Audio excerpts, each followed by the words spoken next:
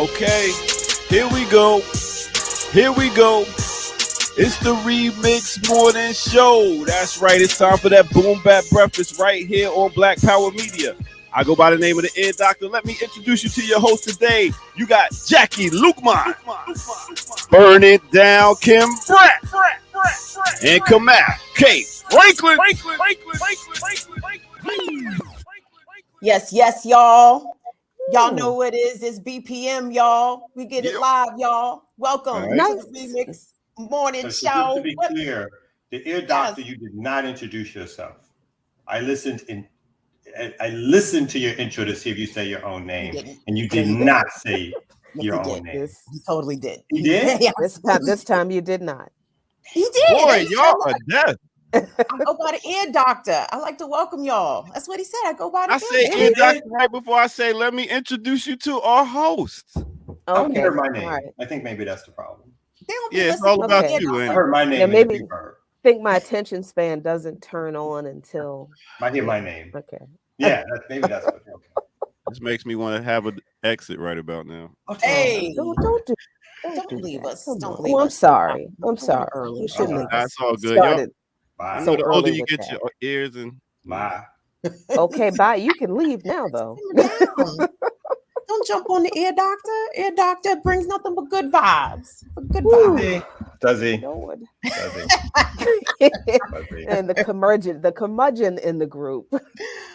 Listen, we like to welcome y'all to the Boom Bap Breakfast. This is the Remix Morning Show exclusively here on Black Power Media. Clearly the best morning show on all of these YouTube streets. I don't care what YouTube neighborhood you seem to wander and find yourself in. You always come back home, Remixers, and we appreciate to see y'all beautiful, smiling, mostly black faces in the space. We love y'all to pieces. So thank y'all so much.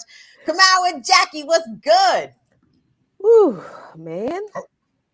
It's been one of those days already. It's one of those days. I'm going out of town today. We are pre-recording for tomorrow's show, so we have a 9:00 interview, and we are rolling until 11:30 straight through. Wow. Yeah, busy what day. International travel?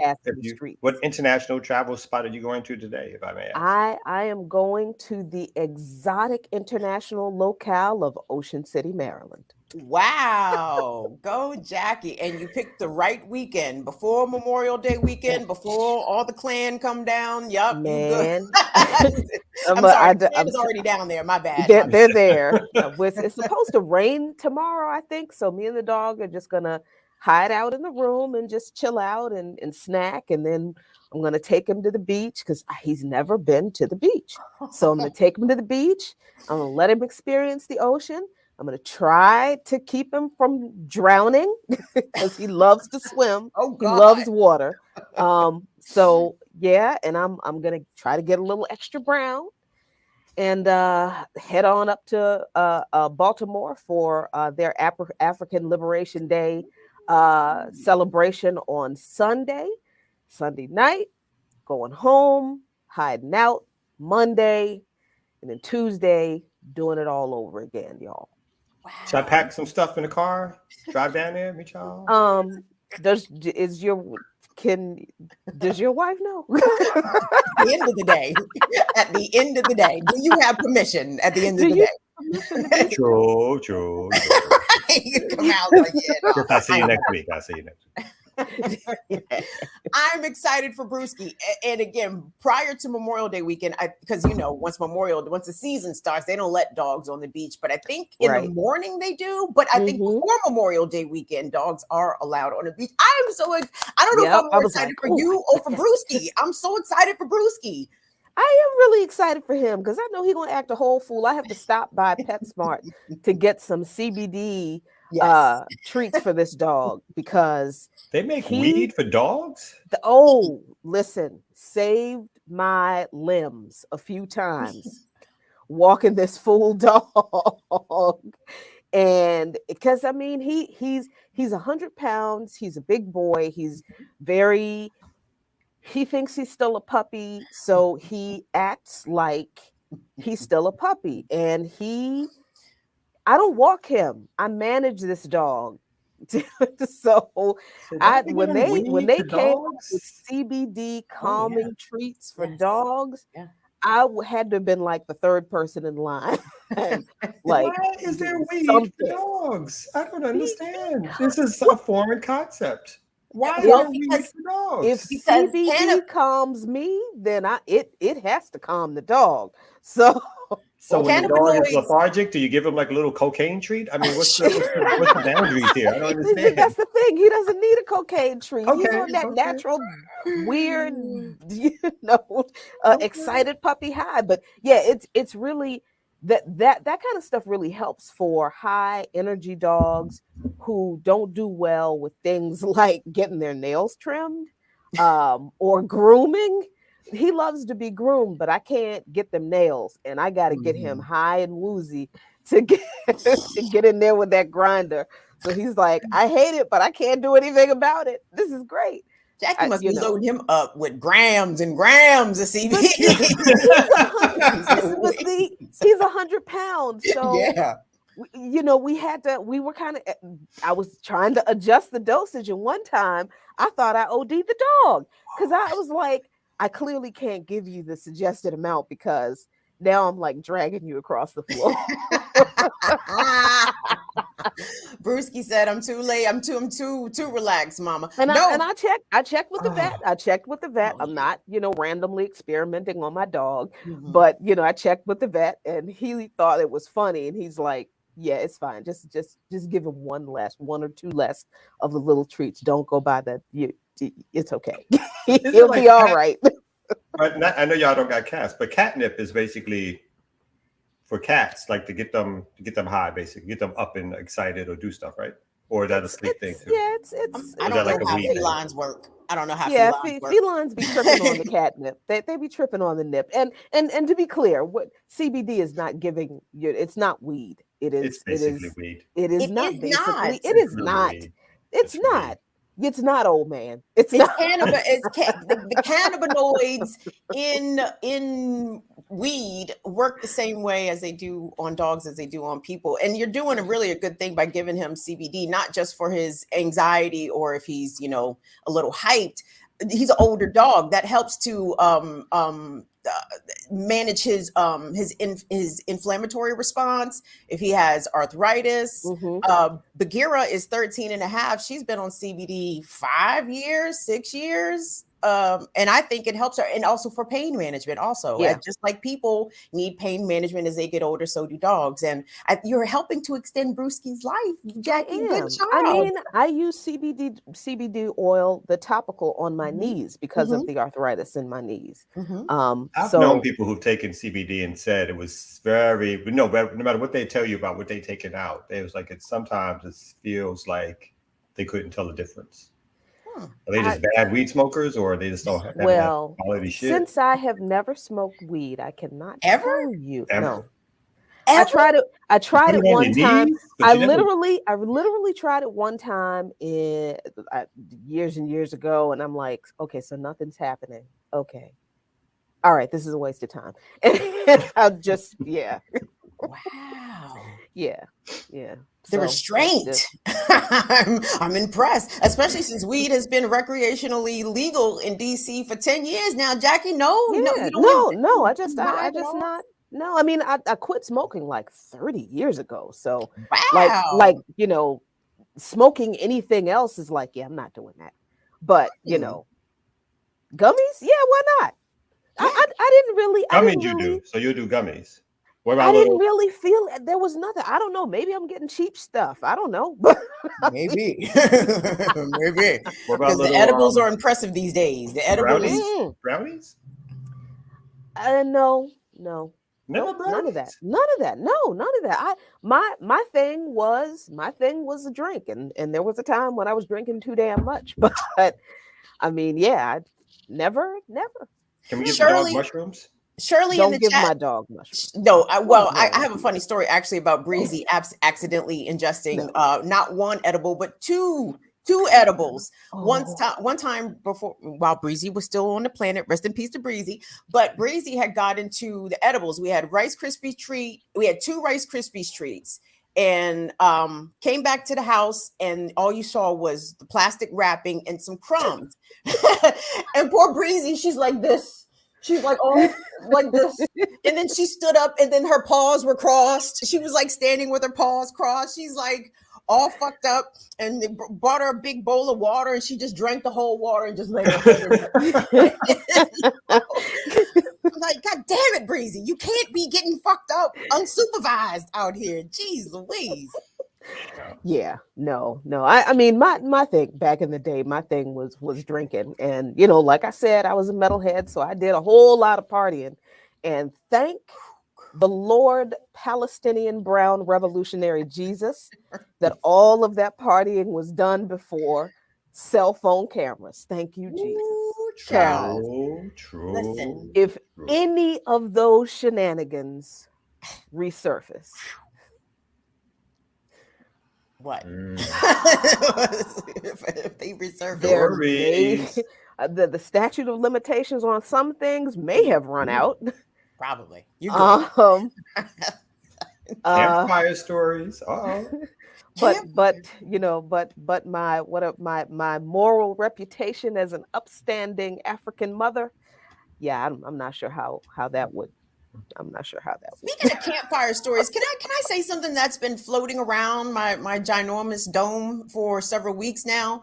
When are we going to do a Black Power Media event live in the flesh? Now, I know we are all in different locales, and I don't know if I'm coming to Atlanta, but I was thinking, I'm like, yo, we could do something in DC. We could have a live joint in DC, have the people come out, and we all just build up together. Remixes, everybody who watches every piece of programming here on Black Power Media. I really think it's approaching time for us to have a meetup, like a live joint where everybody can come out. That'd be cool. Yeah. We almost tried something like that in Atlanta, but to be honest, couldn't put it together. Particularly for a live thing. So I think that'd be hot. Like we should schedule, I agree, in DC, Maryland area.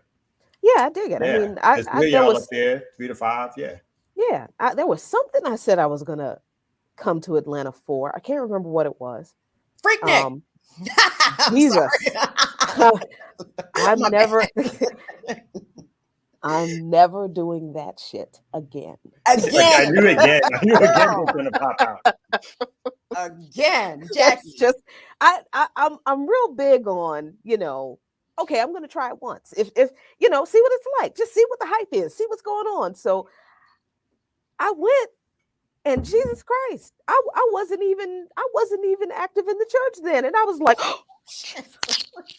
she wasn't even saved yet. And I wasn't. I was heathenish, and that was just like, ooh, I'm sorry, that's too heathenish for me. Too much. And hold that thought, Jackie. No judgment. I want to hear more about Jackie's Freaknik experience. But in the meantime, speaking of Freaknik experiences, let me pull a Jared Ball here. Speaking of Freaknik experience, it's time for the ear doctor. Man, y'all trying to get me to go from one chocolate city to another one? Y'all trying to give me nigrophobia. It's white DC ain't chocolate city no more, it's bro. White chocolate city now. Oh yeah, white chocolate. No, no. DC is the gentrifier shake now. Word. Okay. Well, we're gonna take a quick break right about now on the Remix Morning Show, and come right back to you. That's what it is. Let's get it. Black Power Media Remix Morning Show. The Ear Doctor.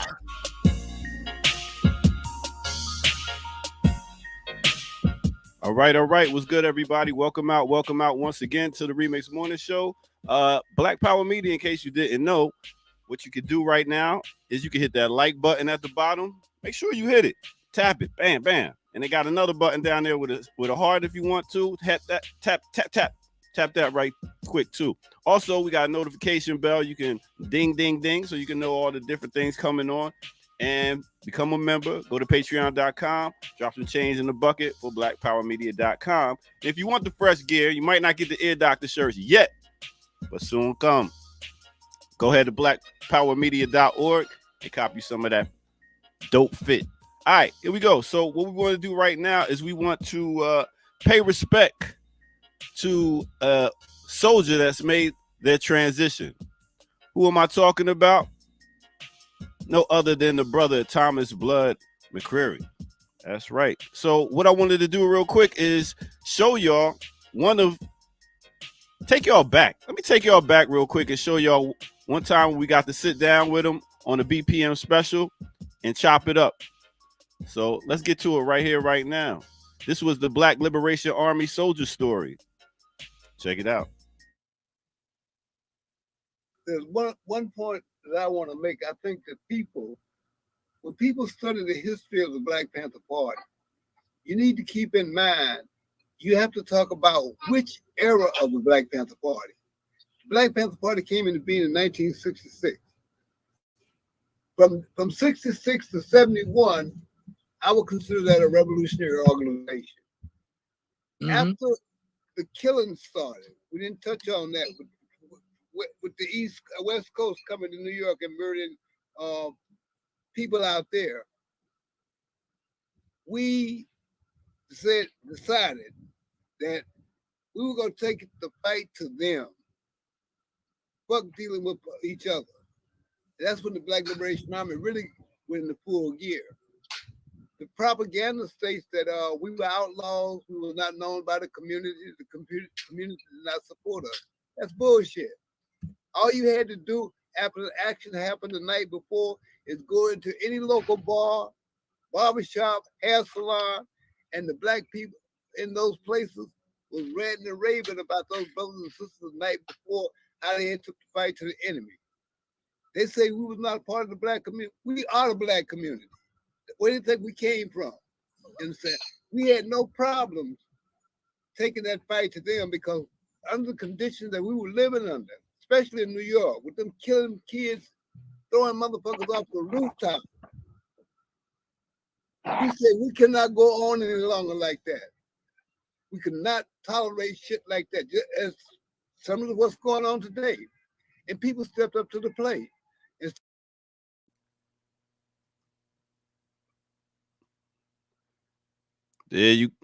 So boom, there you go right there. Make sure y'all go check out that special. And the wild thing is that's like a year ago during Black Liberation time, same time. So a year ago this happened. Go check that out right here on Black Power Media.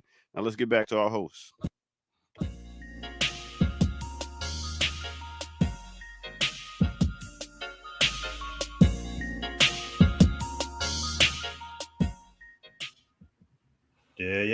Yeah, that was a fantastic interview. I love his line, Blood, talking about how making sure people don't try to separate the party from the community. It's like the Black Panther Party was the black community. Where else did these folks come from? People who were fed up, tired, got politicized and wanted to do something for their community, or even got politicized after they joined the party, to be accurate. Like people just felt the need to do something in the neighborhood. And Blood, people don't know Blood's name, but Blood was a leader in the party, and definitely a soldier. He was in New York for a while, so I got to know him. He was somebody who had a lot of respect in the Panther Party for all the work that he did and contributed. And it is very sad that Blood has passed. But he had a lot of love and he did a lot of good work and he put in a lot of effort to free and liberate his people. So, yeah. And that's your break for the day. I'll catch y'all next time. Peace. Thank you, Ear Doctor. If you guys are able, can somebody drop that link to that interview in the chat so everybody who wants to check it out or maybe didn't get a chance to see it before can find it very easily and take all that lesson in right there. Rest in peace to Blood right there. Absolutely. It's the Remix Morning Show, everybody. Welcome to Black Power Media. We here. You see is Jackie and Kamal. Kamal's happy because he got his ladies on with him today. Well, still got that shirt on, I see. His lady, my bad, because still got that shirt on. Still got the shirt on and still has not gotten his weight up. You're not listening. I'm putting it on. I'm putting it on for him. It's supposed to be the opposite. I'm putting on the weight. The shirt They I'm make putting on the weight for you. supplements to help with that. Supplements? I don't do no supplements. You don't need no It's all supplements. natural. That's all natural. That's that. Look at that. Look at all that collagen still pumping on his face. Come out here stunting. Don't get it twisted. But guys, we only have Jackie Lukman for a limited time, so I think it's important that we get into this news and slap it, this map it up. Slap it up.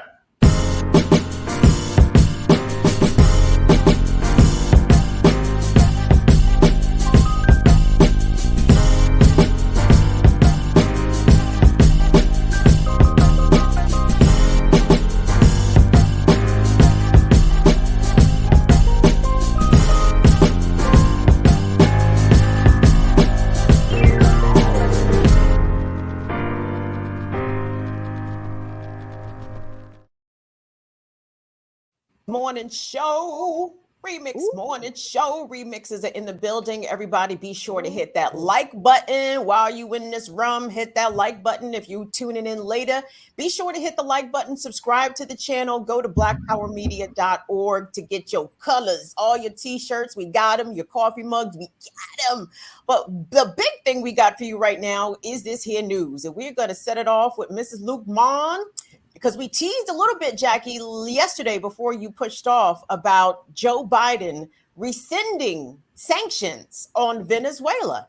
Yes, a little bit. Don't get excited. It's not momentous. It's not rescinding all the sanctions. The sanctions that are being removed are minor, but enough for the U.S. to make deals with Venezuela to get some Chevron oil. Now, here's the thing about this deal, and this is the New York Times, not the paper of record. They just report some stuff that we glean some information from so we can point out the lies. That's right. U.S. offers minor sanction relief to Venezuela. The sanction being lifted is off of one person, really, who one person and Chevron. So we covered this in our show yesterday, that it would what would happen is Chevron is now prohibited from doing business with the Venezuelan government and is only allowed to carry out essential maintenance work in the country. So now the U.S. Treasury will remove sanctions on Carlos Eric Malpica, who is a former Venezuelan state oil official and nephew of the First Lady, Celia Flores. And Chevron would be able to do business in Venezuela. Chevron is the last major American oil company with significant operations in Venezuela. So that is the limit of the sanctions. It's not, all of the other, hundreds of sanctions that have been imposed. It's literally lifting just enough sanctions for the U.S. to get some oil from Venezuela. Now, that is not a bad thing.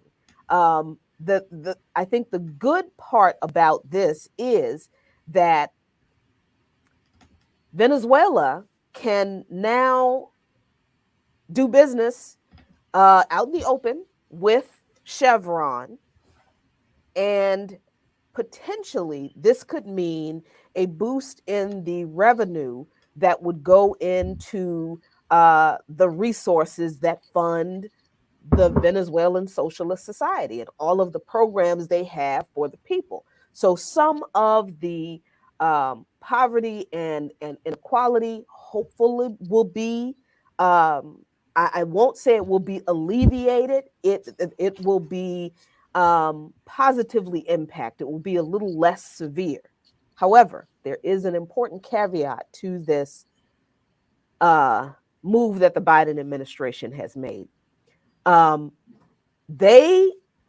This is so stupid, but this is the U.S. government. They warned that they would yank the sanction removal back if Maduro reneges on so-called good faith efforts to negotiate with the opposition party, the National Assembly, and their former leader, Juan Guaido. The opposition party And there's more than one opposition party in Venezuela. Their main demand is free and fair presidential elections.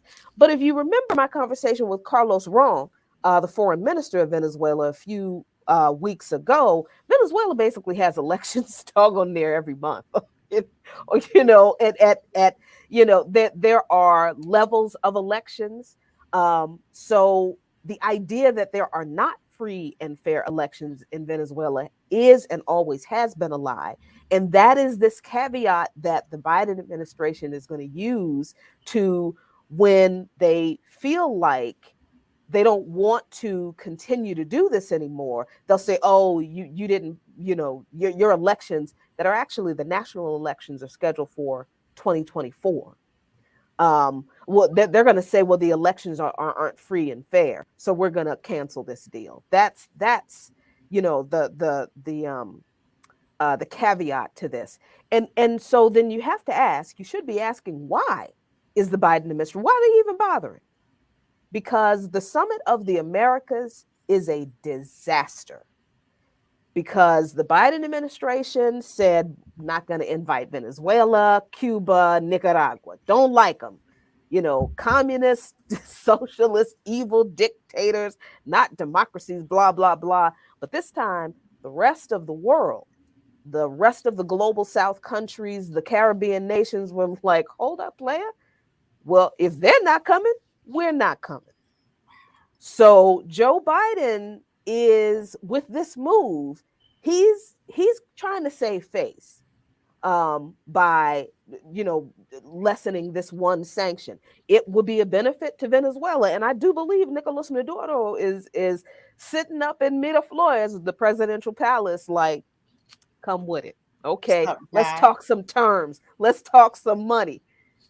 Also understanding that this is done to save face, the Biden administration trying to save face for, you know, excluding Venezuela from the Summit of the Americas, which is going to be an absolute disaster. Excuse me. And because of the war that the US, EU, and NATO started in Ukraine, people are getting kind of crazy about these gas prices in here. So folks are like, we got to get some gas from somewhere. Oh, Venezuela.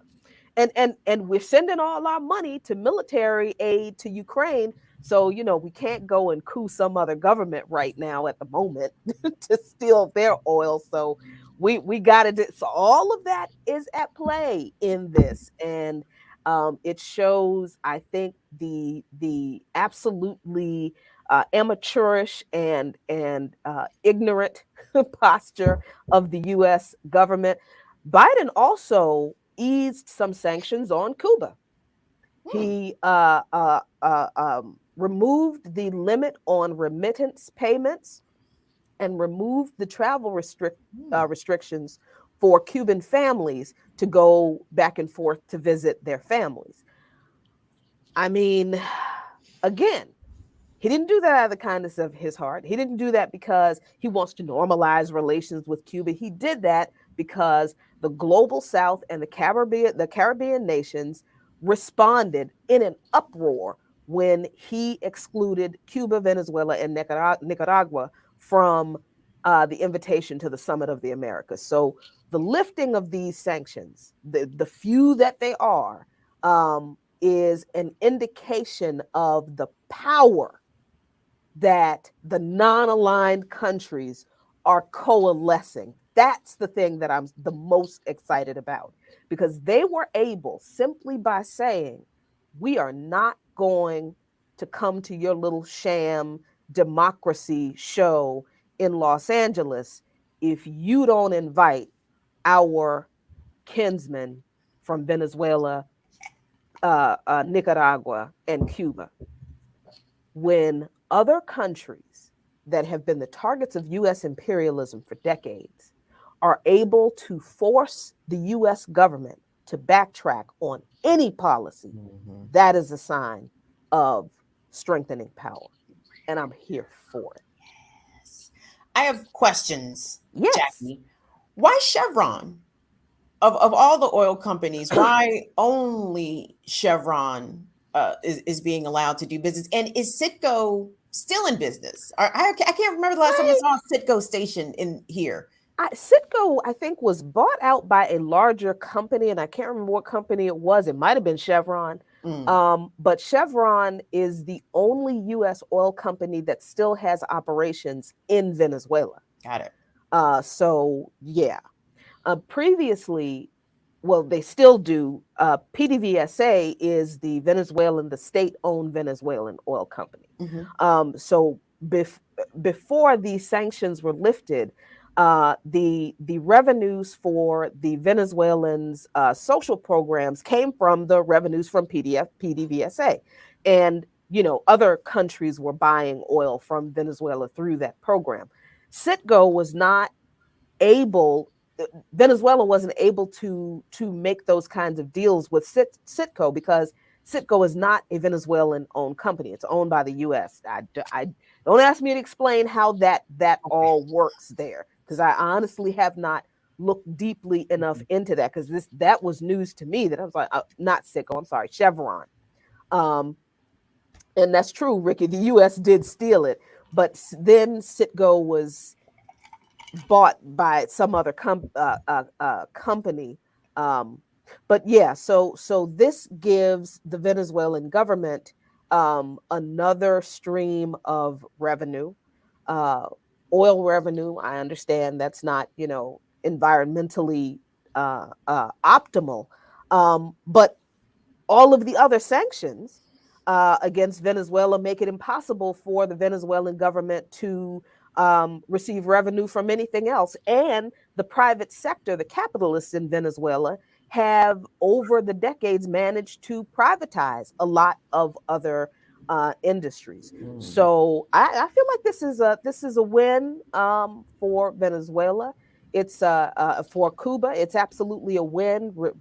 Easing those two sanctions is a win for the Cuban people, especially Afro-Cubans who really rely on remittance payments from their family abroad.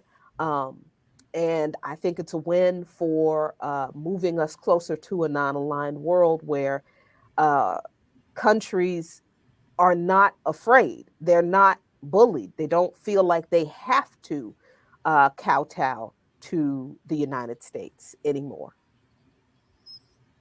Is it important that the Maduro administration be formally recognized by the U.S. government? And is that something that they're even seeking to be recognized formally, right? Because, I mean, we had maybe three U.S. presidents in a row all saying that Maduro was not the official recognized leader, at least, per the bullshit U.S. You know what I'm saying? So I don't know how that works diplomatically. I don't know if that is an important benchmark to clear or important hurdle to clear diplomatically for the rest of this stuff to move forward. Or is that some shit Nicolas Maduro ain't even tripping off? It's like, who boss, who run this, man. I'm so glad you said that, because I wouldn't have understood this had I not gone to Venezuela and see how people just are.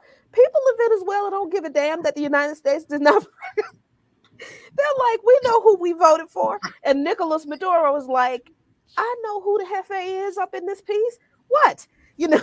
So the in the US government easing these sanctions, that is a backhanded way of officially recognizing that you do have to negotiate with the Maduro government.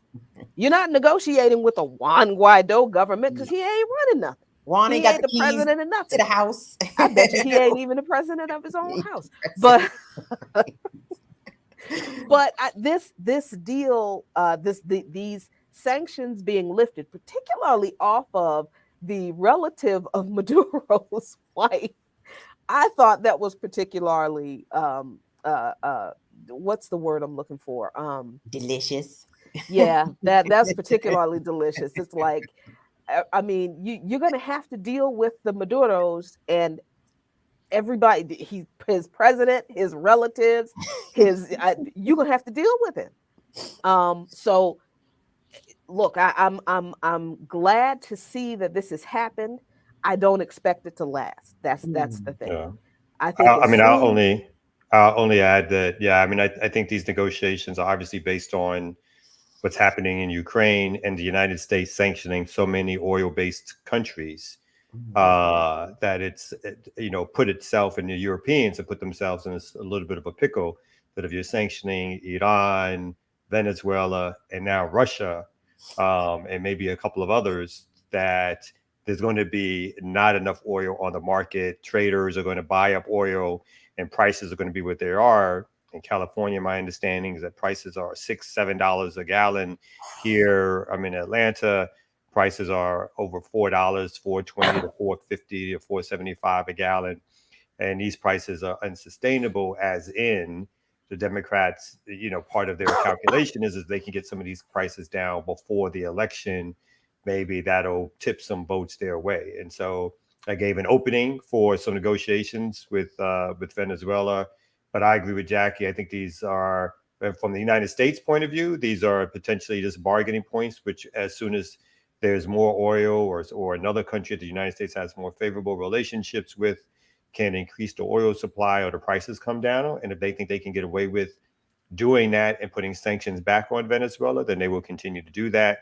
And for Venezuela, this is a temporary stopgap measure that at least gets them some more revenue, some hard currency, I'd assume, that can put more money into the resources of their country. So, yeah. It's interesting that, when it's really wild to go to other countries that are demonized by the US, and we're always told they're not democracies, they're dictatorships, and you go there and you feel more free in those places than you ever feel anywhere in this country. And I'm really glad that the non-aligned, I'm calling them the non-aligned countries, because they're non-aligned with US imperialism. I'm glad that the non-aligned countries are showing their strength. I think this is great. And Jackie, I don't know if you have information on this. I'm curious, because obviously there's another election coming up very soon in Colombia. And my understanding is that there's going to be some BAP members or other folks going down to be part of the election protection, let's say, contingency to watch the vote, to make sure things are happening. But there's a strong prediction that Colombia, which has for decades been a harbinger of right-wing leaders, a close ally of the United States, is potentially about to elect its first leftist leader. So I don't know if you have any particular information on that or insight on that you'd like to share. Yeah, we're watching this so closely, because if Colombia does what it looks like, the polls are showing that Petro and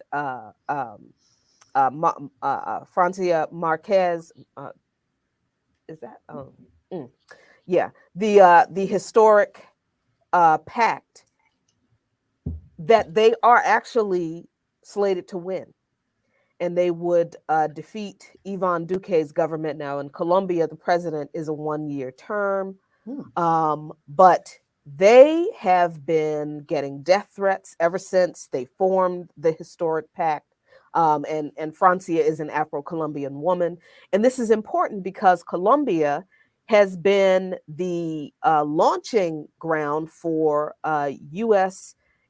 Imperialist intervention in neighboring nations, in attacking leftist movements in neighboring nations. So, like, if we think about, if you ever talk to people about, some of the issues in Venezuela, and one of those issues is the rise in femicide, particularly along the border of Colombia. That is that is a part of the femicide that is happening in Colombia as a result of these armed paramilitary gangs that are funded by the U.S. Plan Colombia, that was cooked up by the U.S. government, is still very much in effect, where the U.S. sends a lot of money for military support to Colombia, and they send these jackbooted thugs to other countries, to neighboring countries, Nicaragua and all that, to crush and attack leftists in those countries. So if the historic pact wins in Colombia, they can scrap all of that. Mm-hmm. Now, what's going to happen is then the United States government is going to find some reason to slap some sanctions on Colombia. That's what's going to happen. Yeah. And of course, military aid is gonna, the money is gonna from the U.S. is gonna dry up, and then it's gonna be, the leftist government took over in Colombia, and look at all these other poor people. Yeah, look how the country is deteriorated as they put more sanctions on.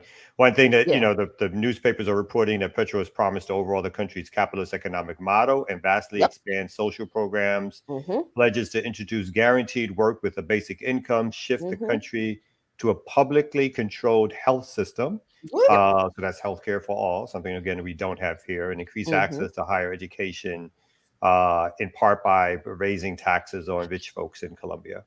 Wow. Socialismo o muerta. That's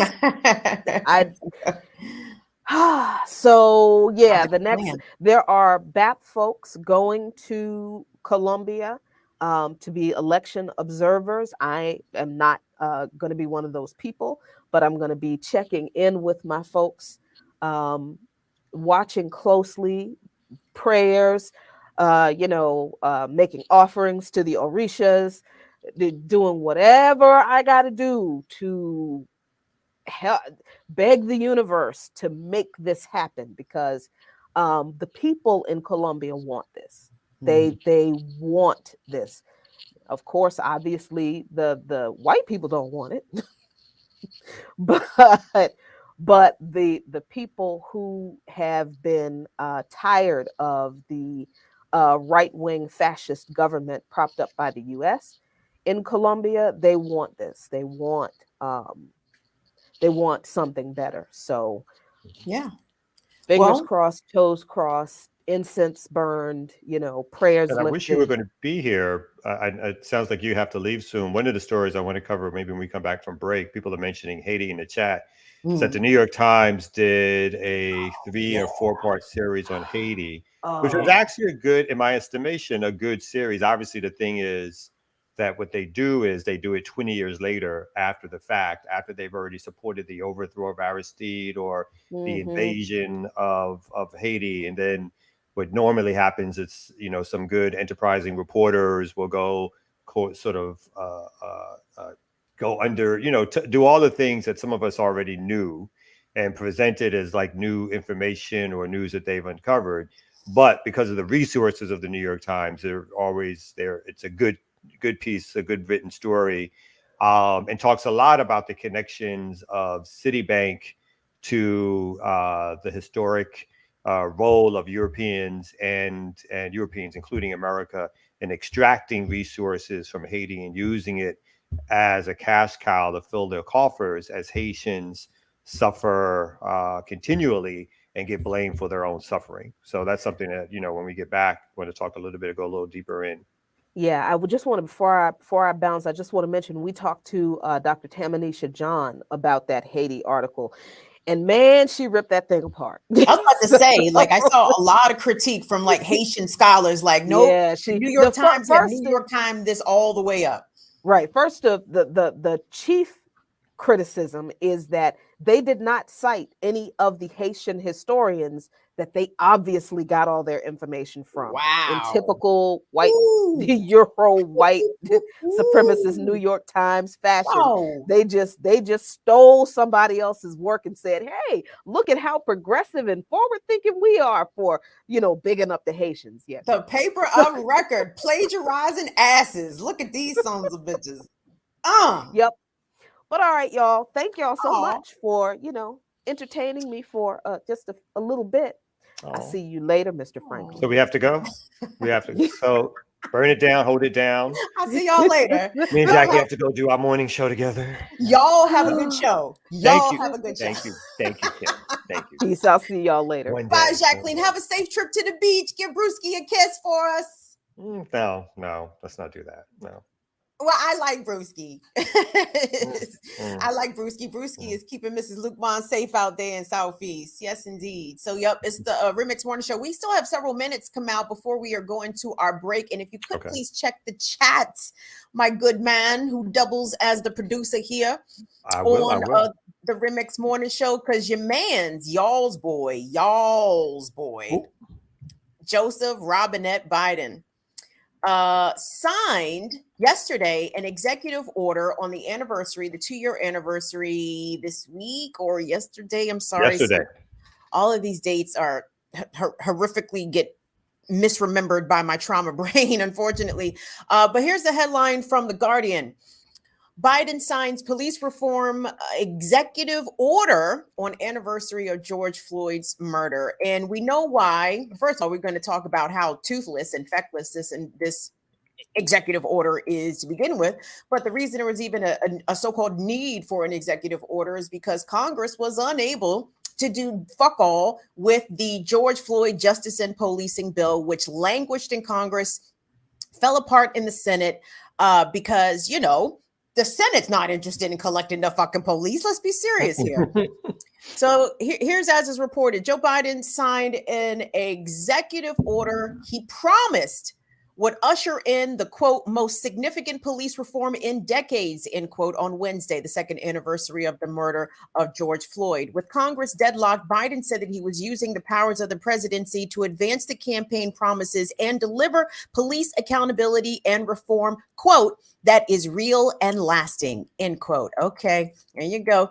Biden was joined at the White House for a signing ceremony by George Floyd's family, as well as relatives of Breonna Taylor, who was killed when police executed a no-knock warrant on her apartment in 2020. In remarks preceding the signing, Biden praised them for their efforts to push for change, even as they grieve.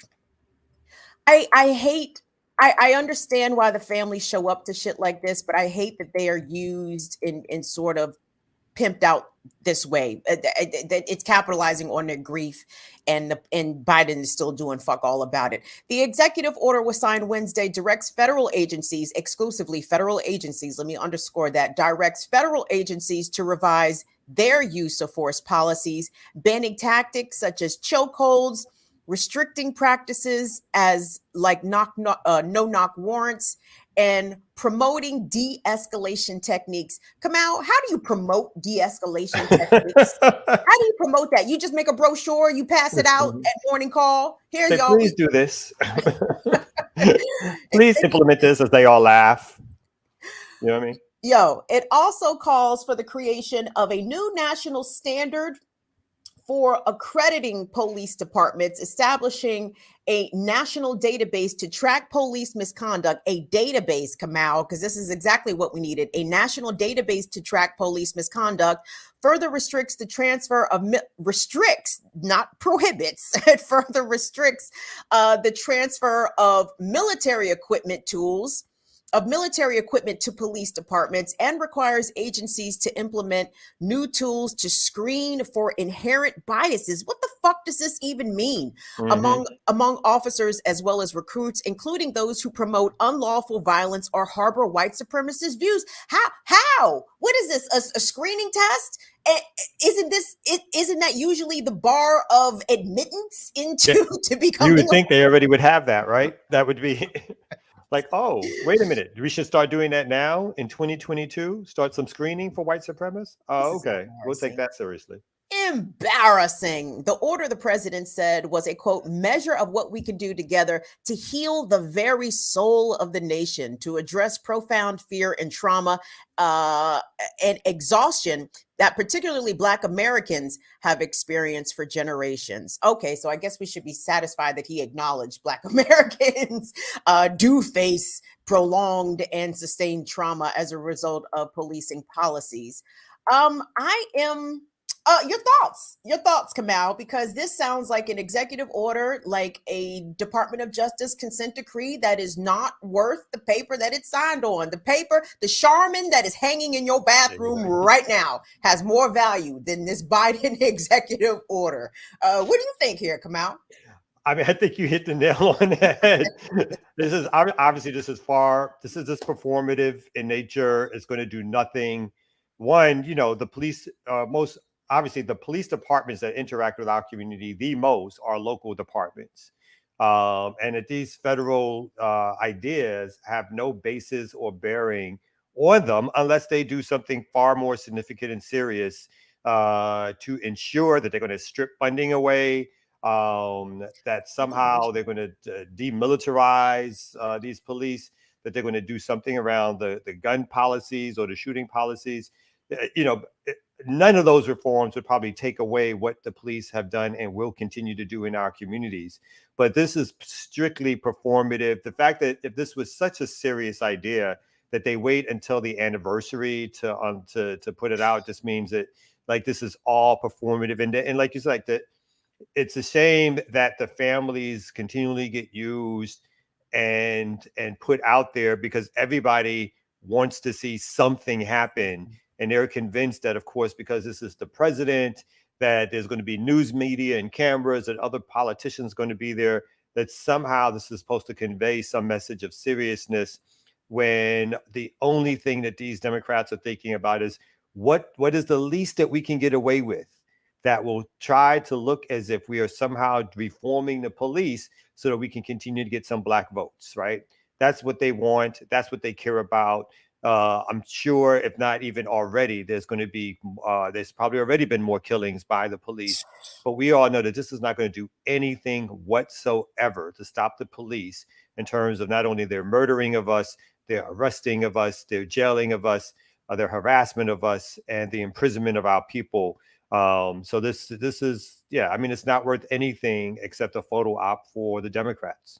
And especially when you juxtapose it against what Biden has already done for police prior to signing this executive order, all the many more billions in police resources, funding, most cities and states with their COVID relief funds, especially in Chicago, directed the majority of the COVID relief funds to the police department.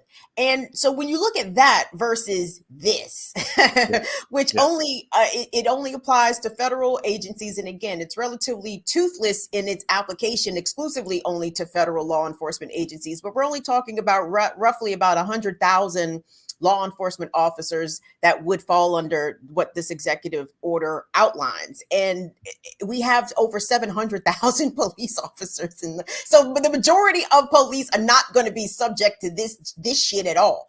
Right. Mm-hmm. But they are going to be the recipients of all them billions coming right into their coffers so they can get new guns, new bullets, new surveillance techniques, new. And especially putting this against the backdrop of what tragically happened in Uvalde, in Texas, where the school. Come out. I can't even talk about it. I would like for us to talk about it here, but I really don't know if I'm able to because it's so fucked up. But all the calls now calling for more increased school security. We got to get more police in schools. We got to protect the kids. I mean,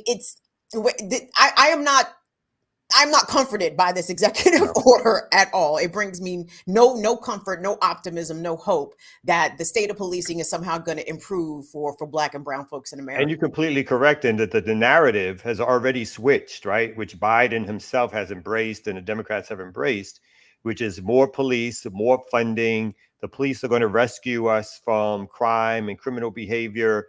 The police are our allies and friends. So there's no reform that's taking place whatsoever to stop the police and their tactics from killing our people. And that's what they're there to do. And that's what they're going to continue to do. Well, speaking of continuing to do, I don't like y'all on these segues because these joints speaking of continuing to do, the man that's continuing to bring us relief and comfort. Let's make some space here for the ear doctor. Come on through, ear doctor. Blow. Hey, I like that word you use. What was it? What? Juxtapose. You know what's another one of my favorite words? What's that? Corroborate.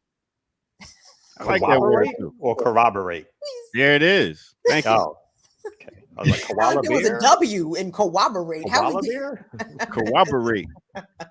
I love it when they say that on detective shows. Did he corroborate? Yeah.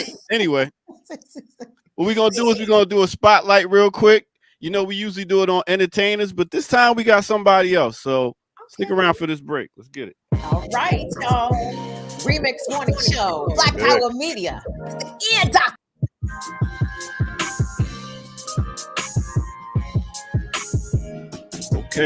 Okay.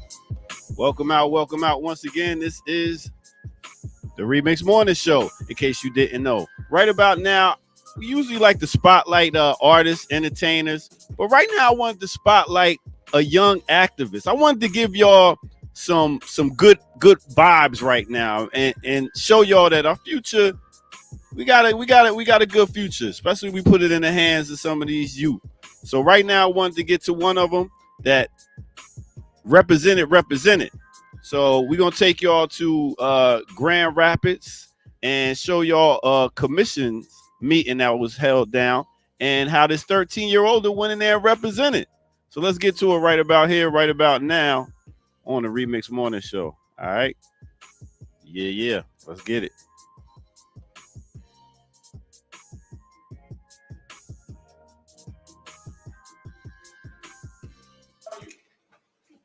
My name is Nayar Taminga. I am 13 years old. I've lived in Grand Rapids almost my whole life. I'm going to say it again. I'm 13 years old. All of you are adults. Adults, right? You can drive, you can drink, you can vote. I don't have that. When I asked my mom if I could be dropped off here, her response was, "Is it safe? Is it safe?" You know, we had someone come up here and talk, "Don't teach our children to disobey those who are protecting us." I don't see them protecting me. If you want to talk about those protecting me, I look to those who are standing right now because my trust isn't in them. I don't trust any of you. I don't trust any of the police officers because you have shown time and time again that we cannot trust you. I go to City High Middle School, just voted the top high school in the state. You know what they teach us? Teach us to speak up for yourself. We're IB learners, right? We're smart. None of you are smart. None of you can recognize murderers. You can identify that there is a problem, but you cannot fix it. I don't know much about the law. Again, I'm young, but I'm pretty sure an accomplice to a murder should be arrested. And right now, all of you sitting and doing nothing are accomplices to a murder. Please refrain from the additional commentary. If you could let her finish. I am sorry. They're fine. I'm still allowing to speak. Please go ahead. I am frustrated, and frustrated can't even begin how absolutely terrified I am to live here. I'm expected to raise my kids here. I'm expected to go outside and walk my 5-year-old little brother. God forbid we look too scary. God forbid he accidentally is wearing his hood and we get the police called on us because we are window shopping to go steal later. I don't want to keep coming here. Trust me, this is not how I want to spend my night. I don't want to come here. I don't want to sit here and I don't want to have to beg you to stop killing people. That's not what I want to do. I have friends. I have other things that I could be doing, and I'm sitting in front of a group of adults who think murder is okay. And you can't sit here and tell me you don't think murder is okay because you're allowing it to happen. If you want to talk about God, you want to talk about Jesus, I'm a Christian. I don't know what God some of these people believe in, but it sure ain't mine. I have never read in the Bible where he said we should allow the people who are supposed to be protecting us kill us. I'm sorry, maybe I missed that scripture though. I don't want to do this. I don't want to do this. Please do not make me sit here and scream another name. Do not sit here and make me beg. And God forbid that name is mine. God forbid that name is any of these people. God forbid. Thank you. Drop the mic. Give it up for our youth right there, stepping in and representing. Man, I love it. That makes me feel very good for a positive future. Now let's get back to our host, see what it is.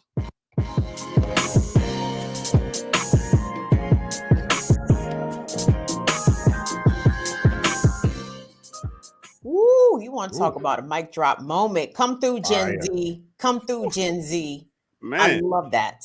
That was during the Grand Rapids shooting of I believe Patrick Loyola, who got shot, and they wasn't having it. I mean, that sister 13 years old came through like she was like 25 and been through it.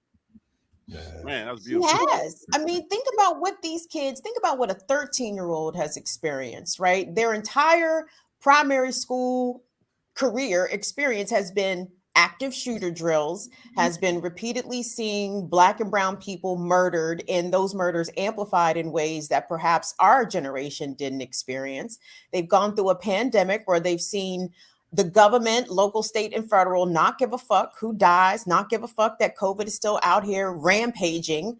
I mean, 13-year-olds have seen quite a bit, and I think it was reflected in her piece right there, that experience in her soul, like it was just coming through her voice. Man. Yeah, I mean, it's the fact that we live in a society where a 13-year-old has to stand up and worry about that stuff, right? Yeah. Worry. I mean, she's literally saying that when she goes outside, the so-called people who are there to protect her are the very same people that she's scared of, because when they get too close, and we've seen the videotape of that, the cops arresting 5, 6, 7-year-olds, putting kids in handcuffs as they're screaming and crying, and they're only Black kids that they be doing it to. That's so right. We know that this is the fact that somebody at that age has to live through that and experience that and become basically an organizer for their rights, for their future at 10, 11, 12, 13. We know it's a sick society. It's a sick society. So, yeah. Well, big up to that sister right there. And yeah, everybody keeps saying defund the police, get them up out of here. And one day I hope they'll listen. But as long as they got property, I don't know. So that's what it is. That's your break for the day. I'll catch y'all later. Peace. Your doctor. Thank you, ear doctor. I mean, Kamal, what do you think? I mean, I feel as though Gen Zs could they be one of the most radical generations that we've seen?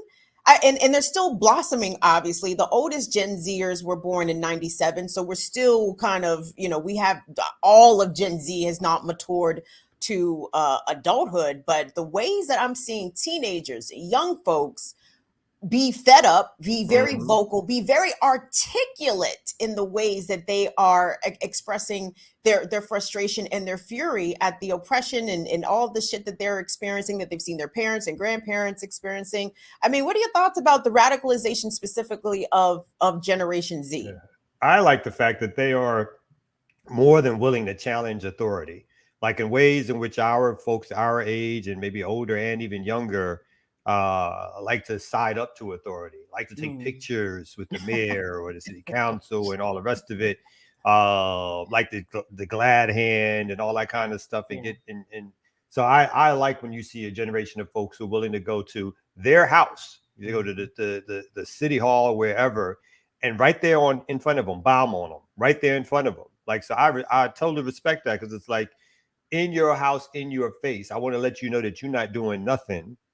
And that whatever you think you're doing, we know that you are, like, your words and your actions don't mean anything, because you're not doing anything to address this problem. There's a videotape. This was like maybe a few years ago now. I remember the sister in Kansas City. She was a little older, but she might also be, she lit fire at that city council meeting. She just lit them on fire. I just saw it a couple of days ago. Again, it was like this, the fact that people are willing to not act as if these are pleasant proceedings, and if we do it the right way or do it the way that you ask us to do, because really what you want them to do is to say something, leave, go back home, and feel like, ooh, they've accomplished something, right? So that's really what they want to get out of it. It's like, it's this performative art of there's public comment, let you comment, see how democracy works. You get to tell truth to power, and then you get to go home, and we still get to make all the rules and regulations. We get to give the cops more money. We're not going to listen to anything that you say. No. So when folks put those folks on blast, I'm all for it. Like, so I like your opinion on it too, because I don't know what that means in terms of the future for Generation Xers or whatever. But I do know we need a critical mass of people out there who are willing to challenge authority. That's what I know. I know we need a critical mass of people who are willing to challenge authority, get in their face, let them know that just because they decide something, that don't mean it's going to happen like that. And one of the things I'm really appreciative of is like when we're doing this Cop City work, how it is a lot of young folks who are like after the city council passed here in Atlanta the resolution or the ordinance to allow for the police foundation to have access to this land for $10 a year. People were like, well, that's not the end of this. That doesn't mean the battle was over. Just because they said so, it doesn't mean we stop, right? And so that's what I appreciate. I appreciate it. Like your laws, which we know don't do anything for us, are the exact opposite of what we have asked you to do. And the majority of the people actually agree with us. It doesn't mean we're going to stop. It just means that you're just now going to be on that side that we're going to keep fighting against. That's all. How do you see them? How do you see them? I was going to ask you real quick. Did the young organizers call you OG? Yeah, I get called a lot of yeah. You get called a lot of olds. yeah. I'm looked upon as like that dude, that elder dude or older dude, which is is obviously you always have this image of yourself of doing the things that you did 20 or 30 years ago until you figure out you can't do them no more. But it's it's a pleasure to whatever little mentoring or support even that I can give. A lot of these cats are starting their own organizations and they need help with structure or how to receive donations and whatever little support I'm more than willing to supply because it ain't gonna happen unless these kids are out there popping it off in the street. Absolutely. I mean, what's that like for you as someone who has been a multi-decade organizer?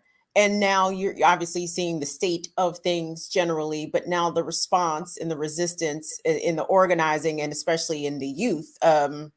What is that like for you as an organizing veteran? How do you view the way that not say the way that things are, but the response to the conditions? I mean, it's still like a glass half full, half empty game, as in you just never know where people will wind up, or what people will wind up doing, how far folks will take it, or whether or not people's politics are solid enough to carry them through the idea that they're not going to, that if they really want to exercise a resistance movement or be a part of resistance movement, that they're not going to be well liked by elected officials. You're not going to be well liked and given like cover stories in the media. The moment that you get too much positive press is the moment you have failed your mission, because that means that the establishment has adopted you as one of their own, and that they're willing to shower you with gifts, with attention, with access, because they believe you're going to guide people in a system that's around voting, or a system that's around executive orders and policy changes, the right way to get things done, and that you're not going to challenge them to a point of you're going to be threatening their positions of power or getting other people to organize against their positions of power. So the moment power adopts you, you've made a wrong turn. You need to reevaluate. And so whether or not people are in a position to resist all that comes with being adopted by power is always an open question. It's for every generation, right? But we don't need a majority, but we need a critical mass of people who are willing to get out there and challenge authority, even in the face of the pressures that are being put upon us to stop, the arrests that happen, people get followed, either the negative press or the misrepresentation, or even being ignored, right? That takes a lot for folks to fight through. And so people got to be willing, ready, and able to understand what's the role of power, what's the role of the system in terms of keeping the status quo alive, and what's their role vis-a-vis challenging that. Word. Do you have a story come out? Because if I do want to talk about this. I know folks have said that the reporting was stolen, and there's a lot of negative things that come with it. But I think the deeper coverage into what's happening in Haiti was something like I read the stories with some delight in the fact that at least it's always one of these things of like getting other information out there. And so the New York Times did a multi-series report on basically European and American colonization of Haiti and what that's meant to what has happened to Haiti and where Haiti is now economically and politically.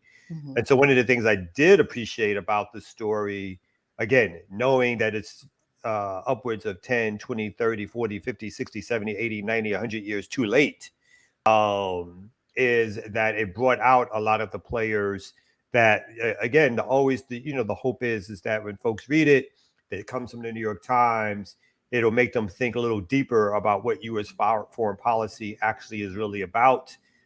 You can always hope.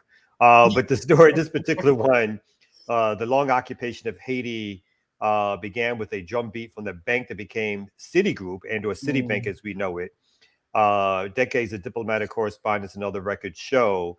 And so one of the things is that was, I think, important part of the story talks about the U.S. occupation of Haiti that started in the early 1900s, that led to over 19 years of brutal U.S. dictatorship.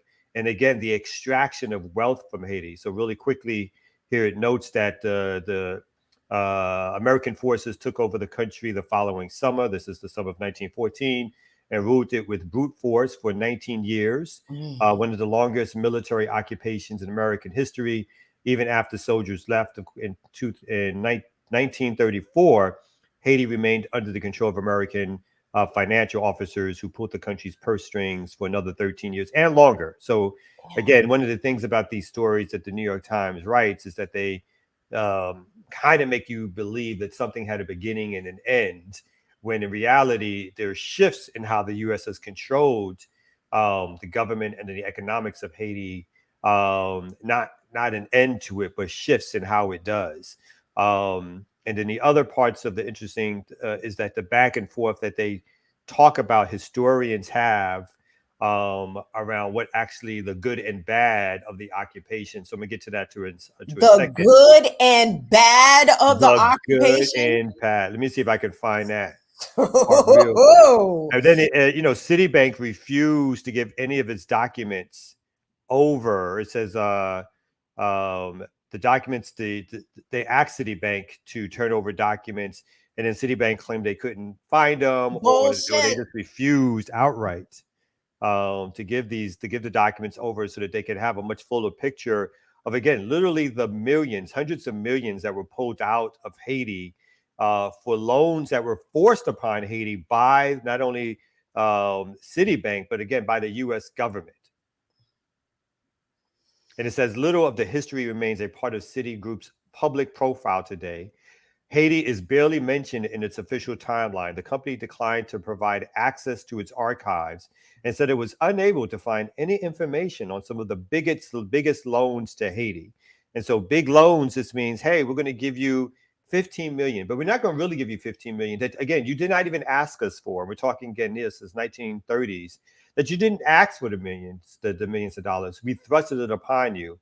And what we're going to do is, instead of giving you 15, we're going to give you 12 and say you owe 15. And then we're going to continue to exact resources from you.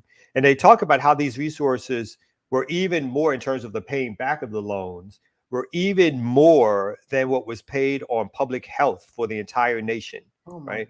So the extraction from Haiti, which is going on for literally decades, continue not only by the French, as is well known or more well known these days than before, in terms of France basically threatening Haiti and making reparations, right, in air quotes, being paid to French families and the French government for the loss of enslaved people. And in other words, for the loss of their so-called property.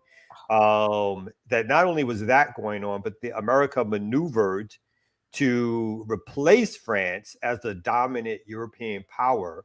And that maneuvering was through not only Citibank, but obviously the actual occupation of Haiti for decades. And then the influence that kept after it. So here you have a picture of American troops and loading up to go invade Haiti.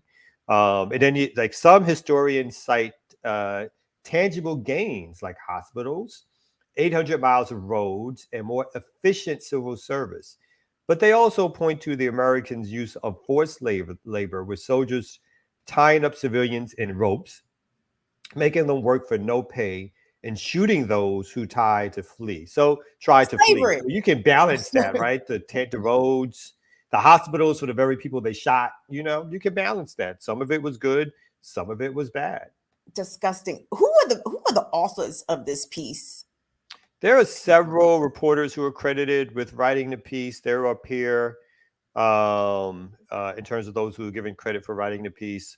One is a Haitian reporter, and this piece was also published in French because of its, I guess it's the French edition of the New York Times, because a large chunk of it, a large chunk of the story was dependent upon talking about what France had did in Haiti. So to me, it's interesting. Again, in the paper of quote unquote record, right? To have the story of Haiti told in such a way that talks about U.S. U.S. hegemony and occupation of Haiti. And again, in 40 years, the same story will be written about Afghanistan. In 80 years, the same story is going to be written about Iraq, which is a constant of the New York Times. At the point of when these things are happening, there is clear support from a paper like the New York Times for the invasions, for the occupations. They had another report that talked about Aristide and Aristide being basically through a coup, and they talk about how the U.S. Basically orchestrated the coup. But again, what they don't talk about is that 10, 15 years ago when that coup was happening, that it was the United States who was publishing CIA-based information that claimed that Aristide was mentally not right, and so forth. So the same paper that does this reporting, again, 20, 30, 40 years, because it has the resources to do so when these things are happening, clearly is on the side of imperialism, clearly on the side of U.S. hegemony. And you know, and lastly, I'll say like the race to talk about Ukraine the way Ukraine is being talked about. In 50 or 60 years, there will be a more quote unquote balanced story about how U.S. NATO efforts to push into Ukraine put Russia in a position of saying, look, we've told you several times over several decades to stop coming up to our borders. And the fact that you don't leads us no choice but to feel like we have to invade this country to say that we won't allow you to push your military hardware up to our borders, right? That won't happen for another 40 or 50 years. I wonder, because again, I'm not a fan of the Times. I understand their slant. I disapprove. so ergo, I do not support. But the lack of sort of self-awareness that these papers and these media outlets do not have when it comes to understanding the role that they played to facilitate U.S. government interests against the obvious truth of how these events led up, how they are played out, and what the eventual results of them are, and the ways that obviously American government is very complicit. But the media will never give that accounting, and like you said, come out unless it's many decades after the fact, and it's like, oh well, no one alive had anything to do with that. That was just the older people, they just didn't know any better at the time. You know what I'm saying? It's like, no, this was all very conscious, very deliberate, very intentional to constantly leave Haiti in a position of destabilization, of poverty, of occupation, and of slavery. What you just described there was slavery. When you force people to work and you shoot them for not working, how is that not slavery? That's enslavement. It's enslavement. No, you're completely correct. And at the time, again, the Times was all for it. This backwards nation that doesn't know how to rule itself needs the support of the good old USA and its European allies to help it move to the next level. And so the so-called historians and writers at the time justify it.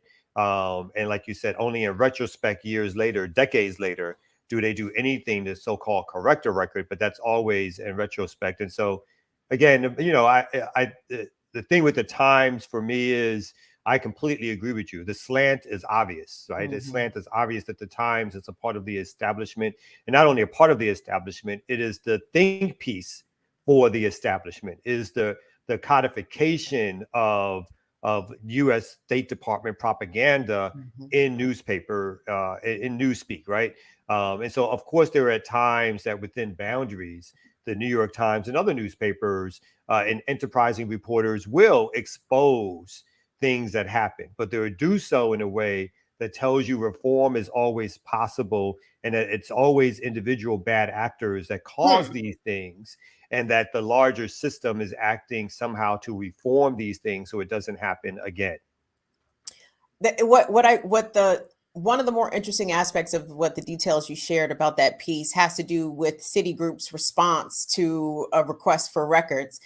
That kind of tells me that they at some point believe that perhaps a legal case for reparations can be made, and they're not trying to give up no evidence that will absolutely hold them culpable for forcing these predatory loans, so to speak, on Haiti and extracting Haiti's wealth. Like, they know they wrong, because if they were so proud of it, they would have provided the records and made some sort of excuse. Oh, well, this is just the way that the business was done at the time, et cetera, et cetera.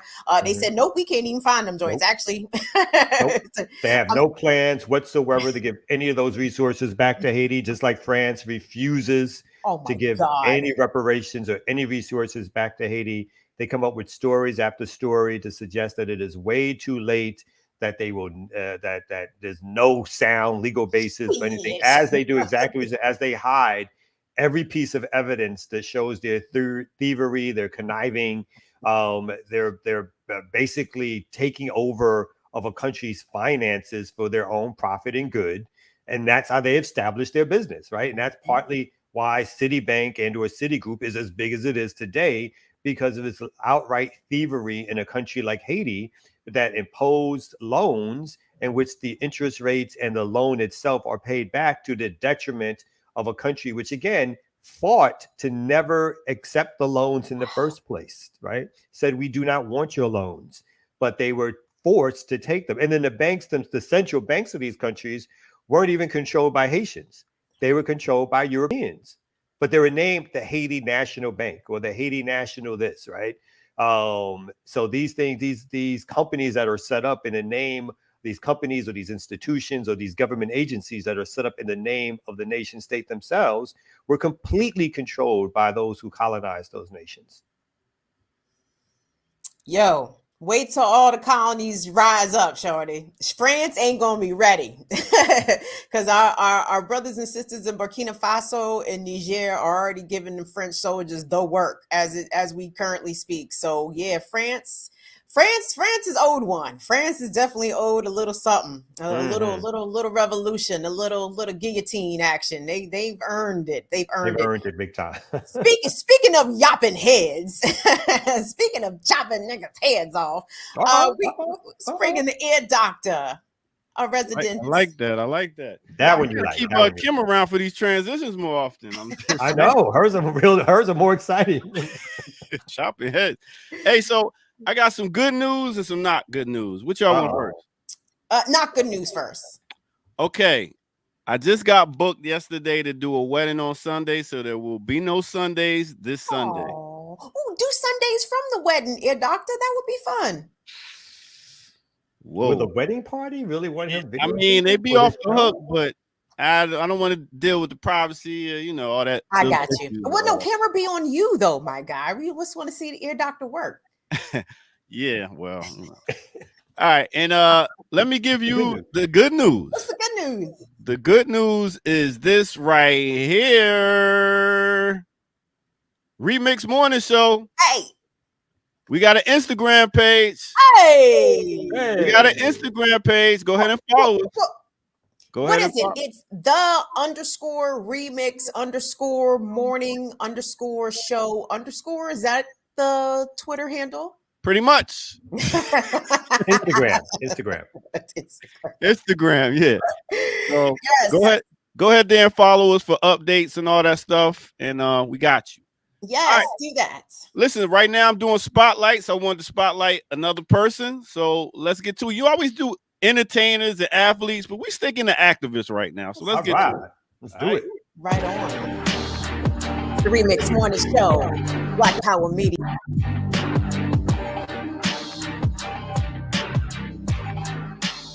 All right. Welcome out once again, Remix Morning Show. Right now, I wanted to continue the spotlight on activists. You got all types of activists, and since we're talking about young activists, let's go ahead and go there. Let's talk about a 21-year-old activist that's doing something for her community. All right, who are we talking about? We are talking about no other than Haley Thomas. That's right, Haley Thomas is a wellness and compassion activist. At age 12, she founded Happy, a youth-led nonprofit organization working to empower youth with a holistic education. Happy stands for Health, Active, Positive, Purposeful Youth.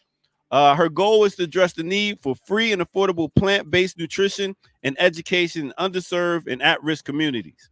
In 2021, Thomas and her family opened Maka Thomas, a wellness treehouse in Beacon, New York. Now, she's been on the scene for a while. Her parents are from Jamaica. Like I said, once again, she's 21 years old from Dallas, Texas, and she's a vegan chef, motivational speaker, and an organizer. She's done some stuff by working with Michelle Obama at the White House, bringing the first White House Kids State Dinner, and feeding them all good food. She's been employed by Canyon Rush Institute to nutrition and science assistant. She partnered with nonprofit organizations Harlem Growing to provide education in urban farming and nutrition. I mean, she is out here in the streets doing her thing at a young age, and we gotta definitely big up this sister who's doing it, and big up all these activists that's putting their life out there to serve people and serve our people for this Liberation Day. So continue to do your work, sister. Big up, Haley Thomas. Yeah. Now let's get back to the Remix Morning Show. I sound like DMX. Now let's get back to the Remix Morning Show. All right.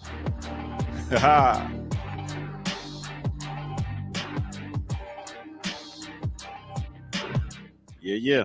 Yes, keep putting them spotlight on them young folks doing the thing. People are clowning your the name. They says that handle. They say it's gonna be impossible to find. What, the Remix Morning Show? Yeah, there are people is like that's the terrible. That's like it's too long. What you gonna do about that? I guess what you gotta take some of those underscores out. You better fix it. The masses are mad at you. I mean, all you gotta do is type in the Remix Morning Show. Tell me, doctor. Won't it pop up? Could it be that it was all so simple then? Yeah, this is easy. Come on, y'all. Don't give me a doctor the hard time. Man, that don't bother me. Anyway, so what I wanted to get to the point of is that even when we're talking about nutrition and education, like I said the other day at the Black Men's Lab, we had a discussion on eating to live. And a lot of us are addicted to sugar, meats, and different things, all the drugs they put in the food. And that is another drug. Food is a drug. Whatever you put in your body is a drug. If we talking music, we talk about food, they're drugs. They can either help your body or they can hurt your body. Depending on what you put in your body. Don't you need food though? I mean, food is a requisite. You don't need music. You know what I mean? But what I'm saying is what you intake in your body, it could be either good or bad. So sometimes if you listen to a lot of trap music, you're gonna feel a certain way. If you're listening to some nice music, some jazz, some other things, it's gonna deal with a certain part of your brain. So with that said, I wanted to talk about also how you got different levels. Because for me right now, I'm a pescatarian. I've been vegan. I've been vegetarian. I started off with eating pork, beef, chicken, and all that. I gave that up in 95. I used to go to Dr. Sebi conventions back in the 90s.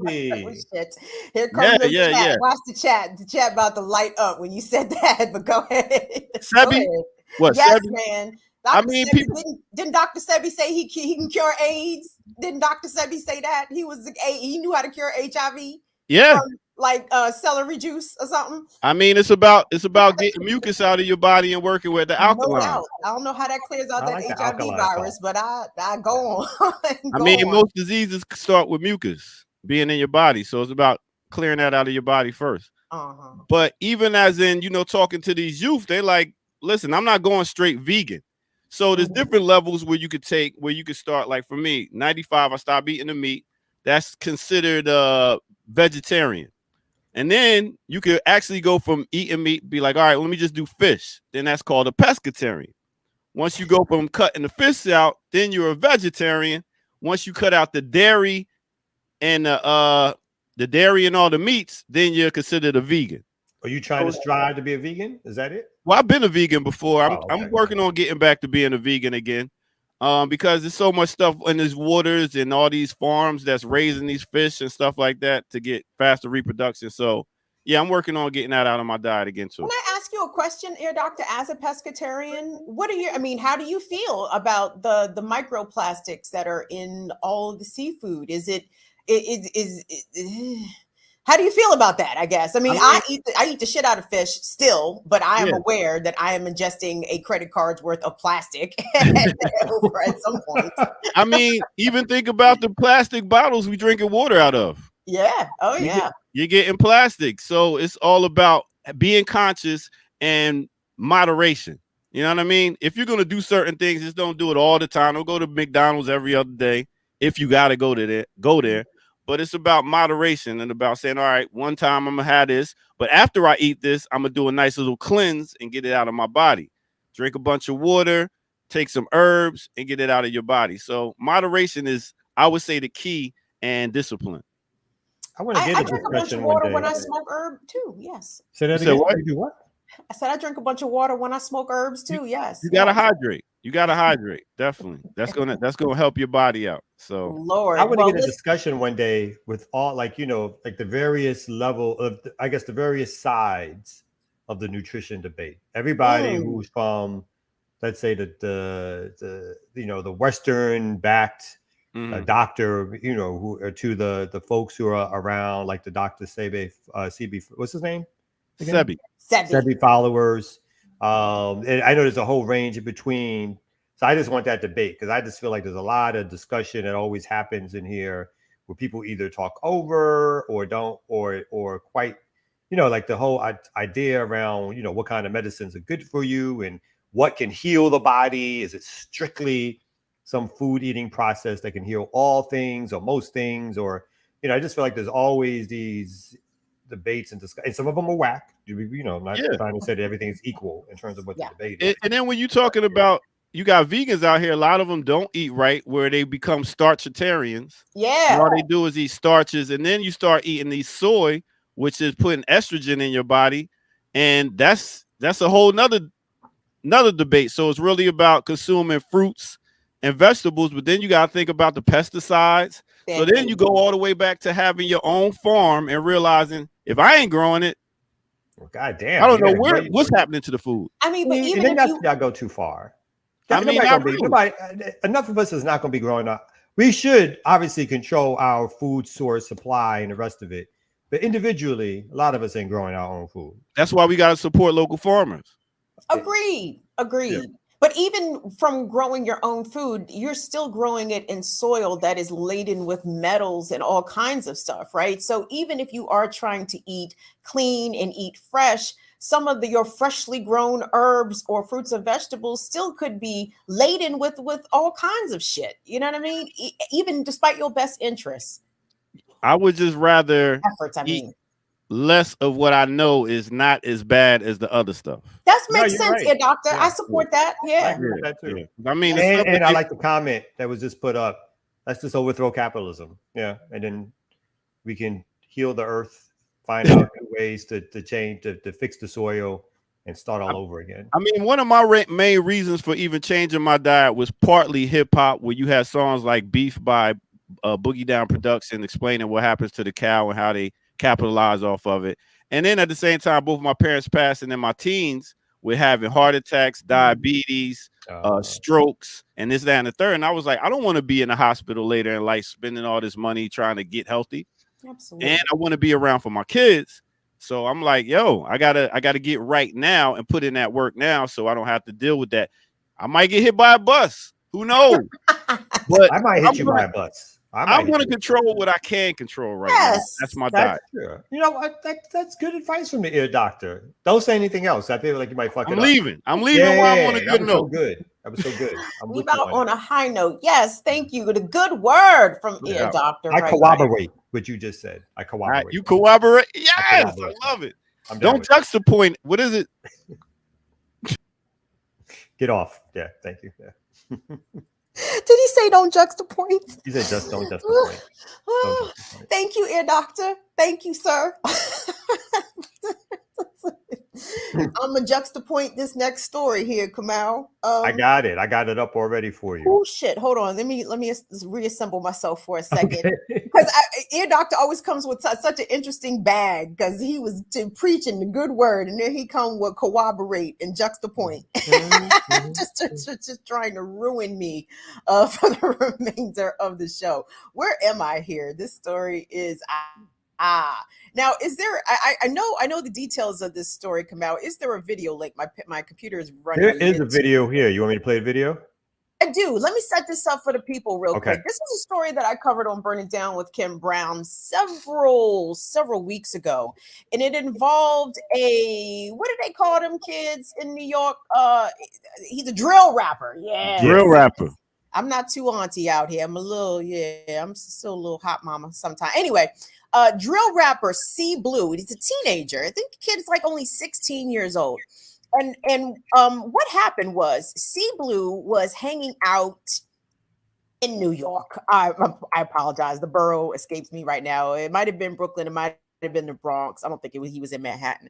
But he was chilling. Him and his friends were outside, standing around, not breaking any laws, not doing anything wrong, when they were, for no reason, accosted by NYPD, whom did an illegal search on C Blue. His real name is Cameron Williams, 16 years old.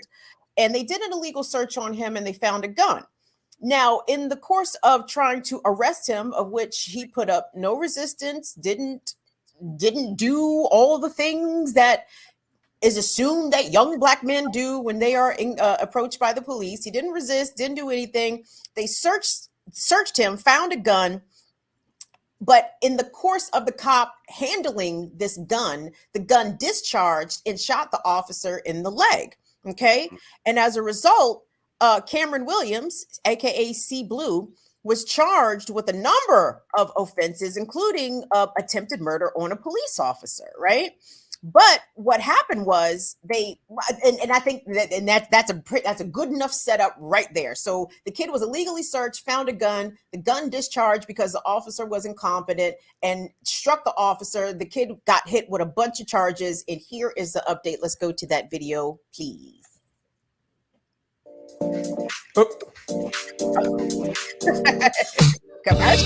Commercial. Hey. Outrage tonight after charges against a 16-year-old rapper accused of shooting an NYPD officer were dropped. Police say in January, Cameron Williams, known as C Blue, allegedly shot the officer in the leg when the two struggled after he refused police orders. Williams was also on probation for a prior gun case. The officer recovered from his wound yesterday. The New York City Law Department announced Williams cannot be prosecuted without providing any further explanation. The PBA president releasing this statement, quote, "This absurd decision should outrage every New Yorker who wants to get illegal guns off our streets. There is no dispute that this individual was caught carrying an illegal gun for the second time. If perps like this face absolutely no consequences, even after shooting a cop, we have to ask, why bother sending us out to get the guns at all?" Excellent question. Excellent question there from the head of the policemen's, what is it? The benefactors, benevolent association, basically their union in New York. The KKK. Brandsmart USA's Memorial Day sale is going on now. Memorial Day sale. Get that out of there, Kamal. Come on, Kamal. I would tighten up on your producing.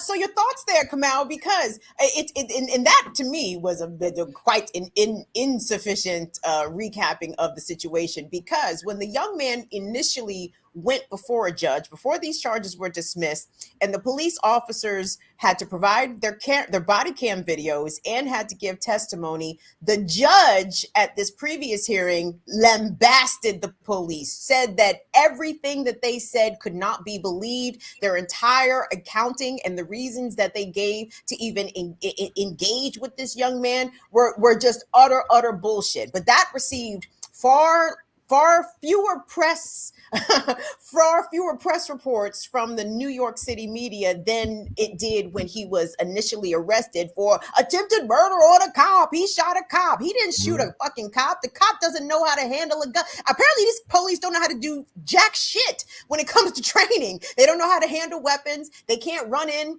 and disarm mass shooters when they are slaughtering children. Like, the police obviously can't do anything. And this was an illegal search again on this young man.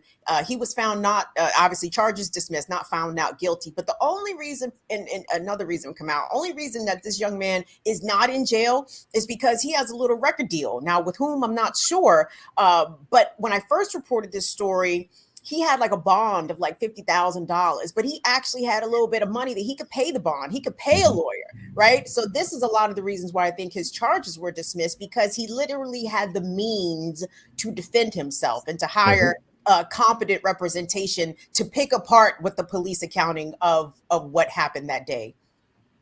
You're exactly right. I'm sure, and again, no offense to legal aid attorneys or whatever, but the amount of time, effort, and energy that probably went into some of the hearings on this, which were about suppressing the illegal search and making sure that this cop story wasn't believed because of the videotape evidence that countered, I'm sure, there are written police reports on this, which again seemed to be suggesting that the guy took out the gun and shot them. That seems to be what they're alluding to, that he was shot as opposed to he mishandled the weapon and shot himself, basically.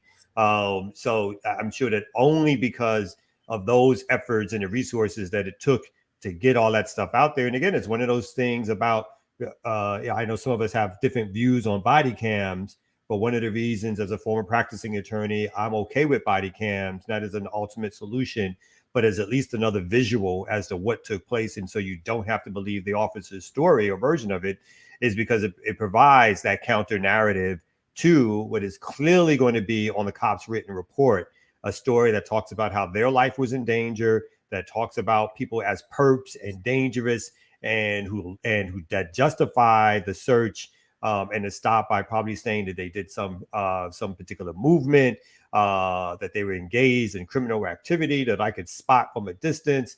And then once you can see on that camera, and there's other corroborating, I meant that seriously this time, corroborating testimony that can show that what the police is saying compared to the videotape and other things is not actually what took place, then every now and then some judge who's not in the pocket of the police will say, this is so fucking crazy that even I can't help you here. I can't justify this.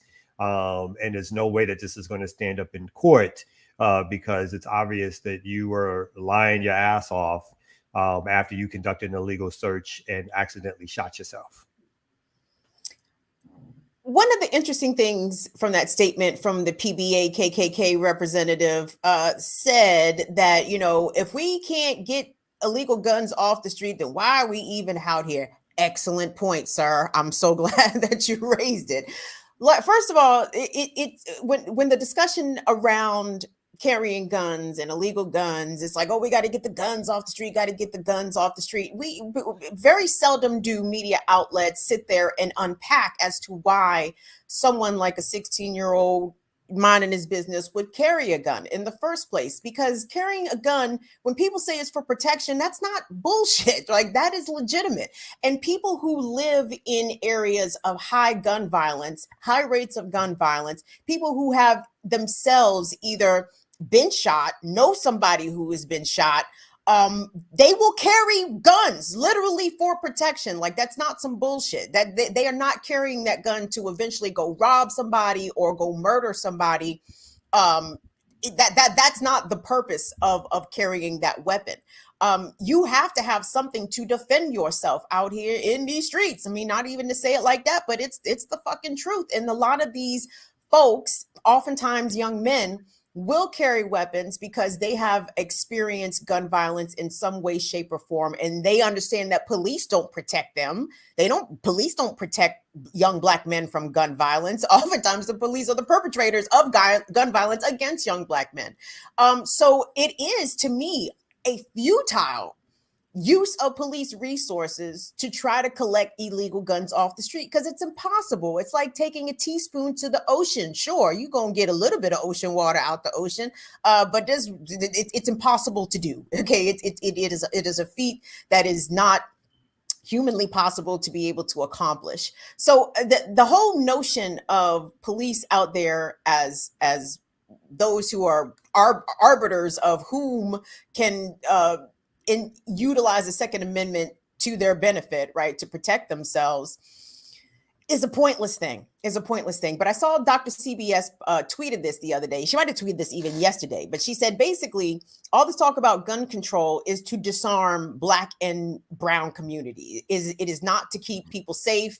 It is not to prevent mass shootings. Gun control is about disarming Black and brown people. And that's what all this police action against illegal guns, because it's a failed use of resources. It does not accomplish what their stated goals are. Now we know what their unstated goals are, but in order to keep communities safe, you're not going to do that taking one gun off the street one at a time when there are 400 million guns in circulation. Hey, I ain't gonna front. I was 16 years old. I moved down south to Florida. I ain't know nobody. I found my dad's gun and I was going around with it. One of my boys had beef one time and we rolled up on somebody. We ain't blank, but yeah, I mean, you feel, especially when you're in places you don't know about, you want to be protected, and you know people don't fight fair nowadays. And I ain't saying you should have guns, but you're gonna find a way to get a gun if you need it. Well, I think that's exactly. I mean, that's what Kim is. Most of these guns that are considered illegal, they were purchased legally somewhere in the South, right? Because you could anybody can get a gun in the South and brought up to the North. And so the same thing that's happening, probably not even the same thing. What's going to happen is that the Supreme Court, in my opinion, is going to change gun laws even in urban environments, right? They're going to make it easier for folks to have weapons, not necessarily because they want to arm Black people, but because of their feeling on guns being some fundamental right as part of your rights as a citizen. And so my thinking is that a lot of these gun laws, as slowly has been happening, are going to get shifted even in northern places or urban places. And so that's something that to look out for potentially. But I agree, like anytime there's a gun, and again, as I said yesterday, I'm still somewhat conflicted because how guns are being used in society are not for radical or revolutionary purposes.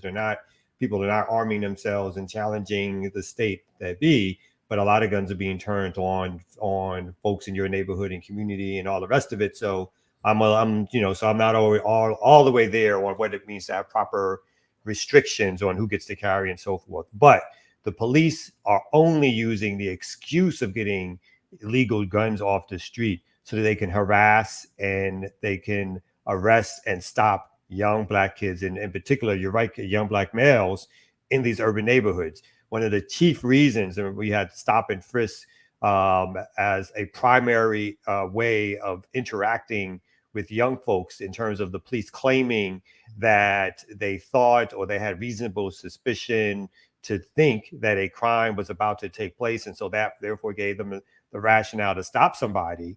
Was because they also were claiming that they were looking for guns or that they thought the person had a bulge or a gun or something like that. So they use that excuse all the time, all over the country to stop people. And all the evidence shows that of all the stops that they make, well over 99% of them turn up no weapons whatsoever. So apparently they're terrible at spotting these illegal weapons in the first place. And that when they do find guns, they find a higher percentage of guns on the white people who they stop in fewer numbers than the actual Black folks that they stop. So so percentage wise, they find more illegal guns on white folks than they do on black kids. That is not only numbers wise, but percentage wise. But yet still the narrative is that they have to go into these urban communities and do that type of policing, which basically is harassing and using black people as fodder to fill up their prison system, to get their to get their arrest records up, so that they can get promotions as individual police officers, and that the district attorneys can get promotions for their convictions, that judges can feel good about themselves by helping to convict young black folks, and that jobs are provided for people who work in jails and in prisons for holding these people basically as modern day slaves for, relatively speaking, minor and or illegal stops that started a lot of this stuff in the first place. One thing that you said there, Kamau, about the gun ownership laws perhaps loosening up even in states like New York, where they're very strict. If I'm not mistaken, there is a case before the court, the Supreme Court. I can't remember the exact name of the case, but it involves residents of New York State who I believe are suing the state because of the prohibitive rules surrounding obtaining a concealed carry permit. And I think the plaintiffs are arguing, is that right? Yeah, the plaintiffs are arguing that it infringes on their Second Amendment rights to self-defense because New York makes it so tough to actually legally own a gun. So it's almost unconstitutional the way that New York State forces its residents through all these hoops in order to carry a gun on their person, which I think has some merit. Actually, it'd be interesting. I'm interested to see how the court rules on this. But with this conservative court, I expect them to rule in favor of those who want to expand gun coverage, so to speak. So very quickly. And even the Second Amendment, gun access or the right to carry guns, handguns, and everything above, again, was not always thought about as the way it's now been codified as a constitutional right, right? So obviously there's ambiguity. Thank you so much. Ambiguity. Thank you, doctor. Ambiguity in how the constitutional amendment is even written around militias and so forth. So again, that's an interpretation by courts, which has now been solidified through conservative courts as a constitutional guarantee. A constitutional guarantee that, again, like you said, once more of these challenges come about, that people will have more rights, right, to own guns than women have to choose over what to do with their bodies. Because where that right to choose is going to be on a state-to-state basis, you're going to have across the country the right to carry arms. And so now it's just a matter of time. Like, people will die because there'll be more guns all over the place. I'm not even quite sure how more than what we have now, but the right to carry is something that's going to be, in my opinion, extended as a federal protected constitutional right that states and cities will have a high bar to say, let's put these restrictions on. Speaking of, let me just mention this really quickly. In the state of Oklahoma, it has gone into law today. I believe the governor there signed the most restrictive abortion bill law in the country, where abortions are outright illegal.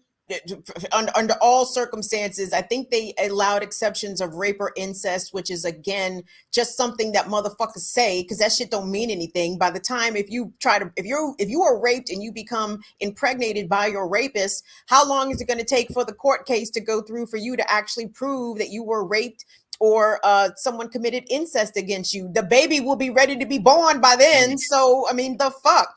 So please, if reproductive justice and access to abortion is important to you, try to find the abortion funds on the ground in Oklahoma and those surrounding states, because Black and brown women, this is not a good thing. This is absolutely not a good thing for abortion to be outlawed outright.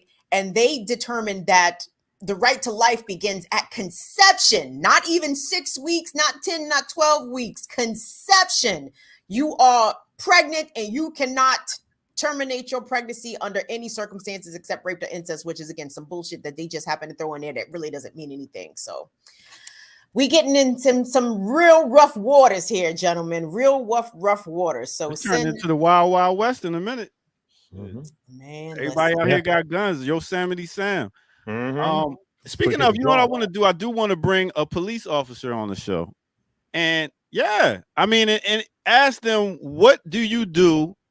What's the best thing to do when you get pulled over? I really want to hear what they got to say. As be in, white. Be white. Can you be white? That's the best. It's just like I've done Know Your Rights workshops where I don't know why some people set this up where they had somebody like me and somebody from the police, and it didn't go well. So that's why I would love to see it. Where's that link? Post the link.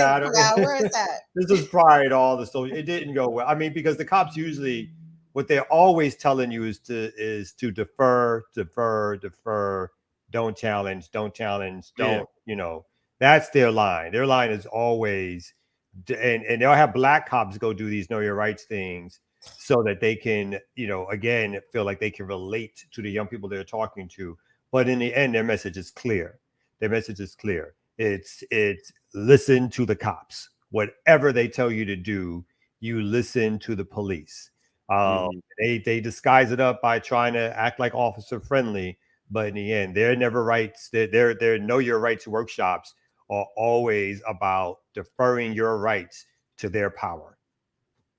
Hey, I noticed a lot of the remixers like to just preach to the choir. I would like to get other people with other, you know, on the other side to talk to us. You know, it's cool to preach to the choir, but I would like to talk to some of these people and just, you know, even if it's for a laugh, be like, really, dude, you really think if I do this that I won't get shot?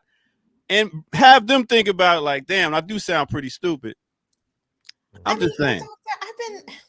I went through a period like that where I just thought, if I could explain, if they just knew, you know what I mean? Maybe they don't know. They fucking know, man. They know. And you would just be doing what you're doing here, preaching to the fucking choir, except that motherfucker would just try to be contrarian to all the shit. No. As long as you keep your hands on at 10 and 2 on the steering wheel, the police will never shoot you. Bull fucking shit. Yeah. All those incidents of police shooting people, that was because the accused didn't follow the police directives. You know, that's what you're gonna get. Yeah. Hey, yo, well, so it's up. We about to wrap it up. We got I Mix What I Like coming on in the morning. Kim, you got something coming up? I got Burn It Down with Kim Brown, Friday night, 7 p.m. And listen, I frame it as Black Femme Friday because I know there's a lot of programming happening at 7 o'clock on Friday evenings on YouTube. So please, if you're able to watch Burn It Down with Kim Brown live, cool. If you watch Luke Mon Nation live, cool. If you watch LDI live, cool. Just come back around and fuck with the rest of your sisters after the fact. We appreciate it. Kim, you were on a great show. I know we're wrapping up. You were on a great show about women's rights and healthcare and maternal care on another.